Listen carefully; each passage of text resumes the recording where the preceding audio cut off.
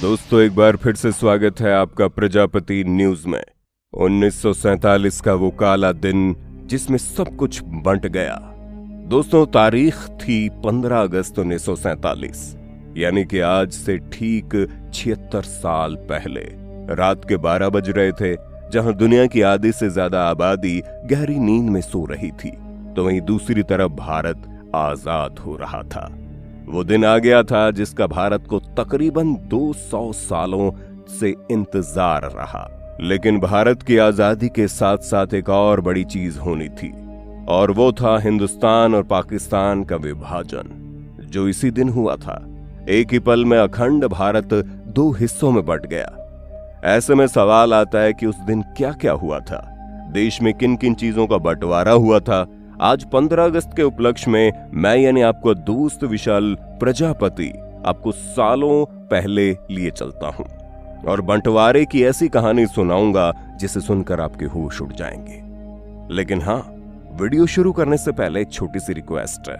Video के नीचे red colour का सब्सक्राइब बटन दिख रहा होगा, उस पर क्लिक करके सब्सक्राइब कर लें, और साइड में बेल आइकॉन भी दिख रहा होगा, उस पर भी क्लिक कर लें ताकि आपको वीडियो मिले सबसे पहले। दोस्तों आजादी की शुरुआत भारत के पहले प्रधानमंत्री जवाहरलाल नेहरू ने अपने भाषण से की, जहां वो कहते हैं कि जब सारी दुनिया सो रही होगी, भारत जीवन और स्वतंत्रता की नई सुबह के साथ उठेगा। आखिरकार अंग्रेजों की हुकूमत की वो काली रात खत्म हुई और सूरज की पहली किरण के साथ आजादी की पहली सुबह हुई। लेकिन ये कोई साधारण सुबह नहीं थी, क्योंकि आजादी के इस मंजर को देखने के लिए कई वीर सपूतों ने अपने प्राणों का हंसते हंसते बलिदान दे दिया। पर दोस्तों एक तरफ तो भारतवासी देश की आजादी को लेकर खुश थे, तो वहीं दूसरी तरफ मौत का वो खौफनाक मंजर भी शुरू हो चुका था, जिसके बारे में किसी ने नहीं सोचा था। क्योंकि आजादी के साथ ही भारत और पाकिस्तान के बीच बंटवारे की लकीर खिंच चुकी थी, जिसकी वजह से अखंड भारत 2 अलग अलग हिस्सों में बंट गया। देश के बंटवारे का फैसला उस वक्त बड़े बड़े राजनेताओं और लीडर्स का था, लेकिन इसका खामियाजा आम जनता को भुगतना पड़ा। फिर चाहे वो हिंदू हो या मुसलमान, बंटवारे का खंजर हर किसी के सीने में चुभ रहा था और दर्द दे रहा था। जहां कुछ समय पहले देशवासी भाई भाई बनकर अंग्रेजों के खिलाफ लड़ रहे थे, आज वही बंटवारे की लकीर को देखकर एक दूसरे के दुश्मन बन चुके थे। इंसानियत पूरी तरह से खत्म हो गई थी। दोस्तों 15 अगस्त 1947 से 9 दिन पहले अमृतसर में 60 मुसलमानों का कत्ल कर दिया गया। इसके ठीक 2 दिन बाद यानी कि 6 अगस्त को 74 सिखों का कत्ल लुधियाना फिरोजपुर रोड जलालाबाद के पास कर दिया गया। साल 1947 के अगस्त महीने के पहले हफ्ते के अंदर ही खून खराबे से अमृतसर की जमीन लाल रंग में बदल चुकी थी। हर रोज तकरीबन 100 से ज्यादा लोग अपनी जान गंवाकर बंटवारे की कीमत चुका रहे थे। आजादी से 48 घंटे पहले यानी 13 अगस्त 1947 को लाहौर से अमृतसर के लिए ट्रेन रवाना होती है। लाहौर के मुगलपुरा स्टेशन से चली इस ट्रेन में एक भी जिंदा इंसान अमृतसर नहीं पहुंच पाया। अब आप अंदाजा लगा सकते हैं कि कितने सारे लोगों को बेमौत मारा गया। जब पंजाब बंटवारे की आग की लपटों में जल रहा था, उस वक्त दिल्ली रेलवे स्टेशन से पाकिस्तान स्पेशल ट्रेन पाकिस्तान के लिए रवाना होती है, जिसमें पाकिस्तान जाने वाले सरकारी अफसर, कर्मचारी और उनके परिवार वाले मौजूद थे। इस ट्रेन को दिल्ली से जब विदा किया गया तो सब कुछ ठीक था, लेकिन जैसे ये ट्रेन पटियाला पहुंचती है तो पहली बार किसी ट्रेन के ऊपर हमले शुरू हो गए, जिसमें एक महिला और एक बच्चे की मौत हो जाती है। जैसे ये खबर लाहौर और कराची पहुंची तो बदला लिया गया। अमृतसर आने वाली पहली ट्रेन जब पाकिस्तान से अमृतसर रेलवे स्टेशन पर पहुंची तो उसमें एक भी जिंदा इंसान नहीं था। हर तरफ खून से लाल हुई ये ट्रेन अपने साथ हुए हादसे को चीख चीख कर बयां कर रही थी। जहां भी नजर जा रही थी वहां लाशों के ढेर लगे हुए थे। किसी का हाथ कटा हुआ था, किसी का सिर। बेकसूर लोगों के खून से रंगी ये ट्रेन बताने के लिए काफी थी कि बंटवारा कितना दर्दनाक था। 15 अगस्त की शाम पाकिस्तान से जो ट्रेन अमृतसर रेलवे स्टेशन पर आई थी तो उसमें सिर्फ और सिर्फ लाशें मौजूद थी, और ट्रेन के आखिरी डिब्बे पर जो लिखा था उसे देखकर लोगों के पैरों तले से जमीन खिसक गई, क्योंकि आखिरी डिब्बे में एक पर्चा छुपा था जिसमें लिखा था पटेल और नेहरू के लिए आजादी का तोहफा है। और फिर क्या था, मौत का ये सिलसिला शुरू हो गया। दोनों तरफ से आने वाली ट्रेनों में लोगों को मारा जाने लगा, जिसमें कई बेकसूर लोग बलि चढ़ गए।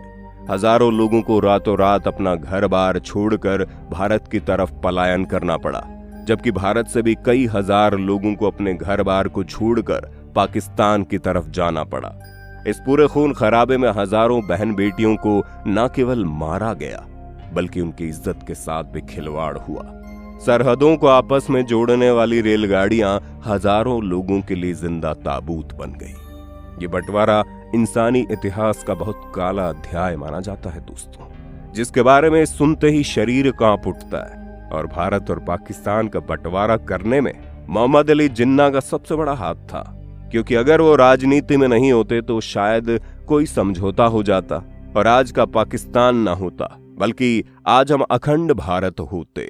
असल में मोहम्मद अली जिन्ना भारत के पहले प्रधानमंत्री बनना चाहते थे, लेकिन प्रधानमंत्री के तौर पर जवाहरलाल नेहरू को पहले ही चुन लिया गया था। इसलिए मोहम्मद अली जिन्ना ने अपना एक अलग देश मांगा। इसके बाद 3 जून 1947 ये वही तारीख है जिस दिन भारत को आजाद करने की तारीख को तय किया गया और मोहम्मद अली जिन्ना को पाकिस्तान को अलग करने की जिद भी पूरी हो गई।